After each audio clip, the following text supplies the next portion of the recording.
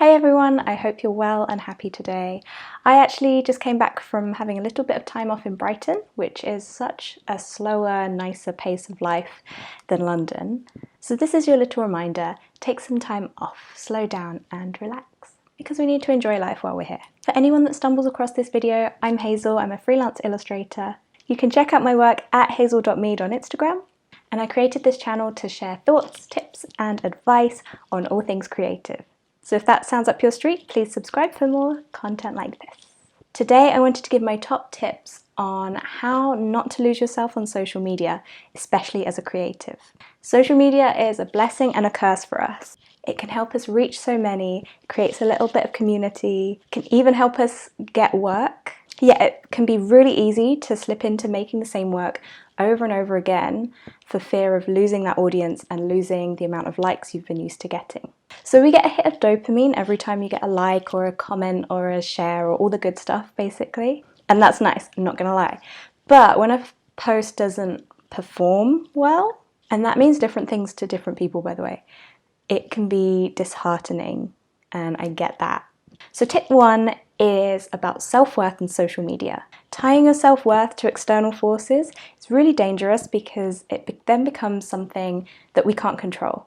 Now that's hard to do because as humans we're wired to seek validation and approval from the wider community, but I would say have a go at confronting that part of yourself and try and find that self-worth from within. Now that seems really vague, so how I would go about doing that is thinking about frequent self-check-ins, being really reflective, talking to yourself kindly rather than talking down to yourself, and reminding yourself of all your achievements. And then creating work, and rather than thinking about how will everyone else perceive it, think, do I like this work? Am I proud of it?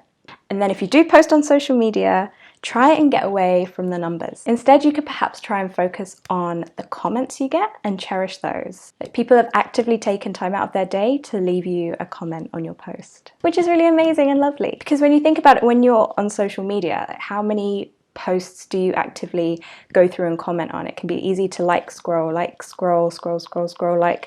but how many do you actually leave a comment on? So I think when you get a comment, it's even more special. Also, I believe Instagram has this feature where you can turn off seeing other people's likes. So it's less about competition with others, comparing yourself to others, which can be quite toxic, I think. Highly recommend that feature if it's been rolled out to everyone at the time of this video. And yeah, just think about the individuals you're connecting with rather than the number of individuals you have. It's so easy to dehumanize on social media. I think that's a whole other topic for another time. Number 2, rage against the content machine. Remember, you are not a content machine. That is not your purpose in life. Unless you're a paid content creator, then maybe that is your purpose in life. But if you're just creating work for you or you and your audience, that pressure is not what you need. I love to create a piece of work that I'm really proud of, and sometimes that might take me half a day, sometimes it might take me a week. I know there's a lot of you out there that will want to make 5 things every day, and whatever works for you is great, but I think if you're feeling that pressure of being constricted to a schedule and it's affecting your creativity, that's when you need to look at, all right, what do we do here? Creating for the sake of posting consistently is not the one. No one will be angry if you skip a day of posting, I promise. And probably no one will notice either. So all I want to say is just give yourself a little break. We live in such a fast-paced world, and I think there are still many people that value quality over quantity. I know many will disagree with that and say that staying relevant is important, and for that you need to be posting every single day, at least once. And to that I would say, you're allowed to post old work. Someone once said to me, you listen to musicians' tracks time and time again, so why as an artist do you feel like you can only share your piece of work once and that's it, and if you share it again, it's not good and you constantly need new things? Yeah, share old work, because your old followers will think, oh yeah, that was such a great piece, and maybe share it again, and your new followers will think, oh, I haven't seen this before. Amazing. There is no shame. Number 3, being trapped in your own success. The first time one of my pieces went viral, it was things you don't see in mainstream porn. I felt immense pressure to produce things that would have the same level of success. And for me at the time, success looked like people sharing my work. And to be honest, it scared me so much that I thought I would never have that success again, which is rubbish because as a creative, you're always coming up with new ideas, better ideas. As long as you don't feel constricted into something, I think you're fine. And I'll be honest, it scared me that I thought I was never going to have that success again. But the thing is, you can't control what does and doesn't go viral. You can't create a piece with the intention of it going viral.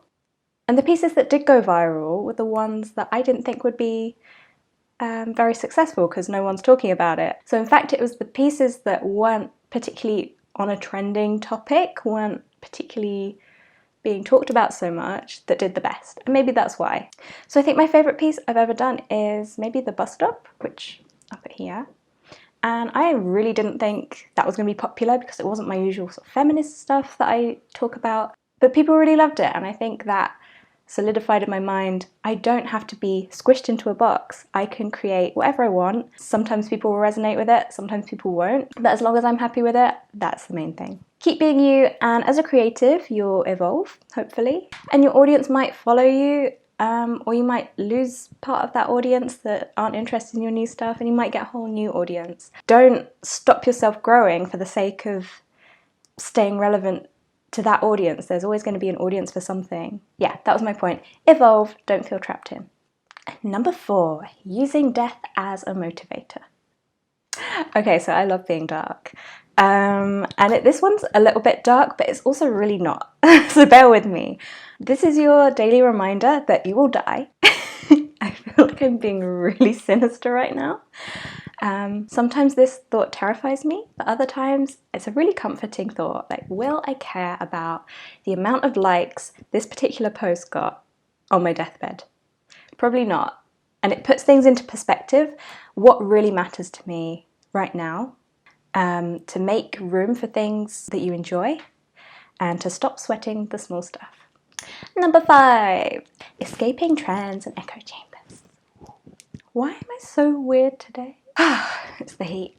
It's the heat. There are some trends that are great, and I think creatives can really benefit from this, such as Inktober and March's Meet the Maker. And the reason I think these are so great is because they're literally just prompts that creatives can springboard off and create their own artwork. They're prompts to help creatives be creative, right? But other trends, such as people recycling the same quote or people trying to do the same style because it's trending, there reaches a point where social media just feels really stale. When you're in this echo chamber of your own social media, everything is just reflecting the same messages back at you, and you almost lose that curiosity in exploring other things, new ideas, new opinions. And then maybe your work ends up becoming stale because you're also creating work about these messages that you've been thinking about because they've been given to you all day on your social media feed. So my advice is to get off social media, pause the apps, go for a walk, read a magazine that doesn't necessarily align with your views, a newspaper that you would never think to pick up. Just go for a walk, be in nature, and have a think. This is where my best ideas come to me, when I'm not on anything digital. I'm either in the park having a think, I'm either having a coffee having a think, I'm even in the shower having a think. Just anywhere where you're alone with your thoughts and not being influenced by others and others' content. And that's it. This was an effort to make my videos a little bit shorter than some of my other ones, so I just stuck with 5 things.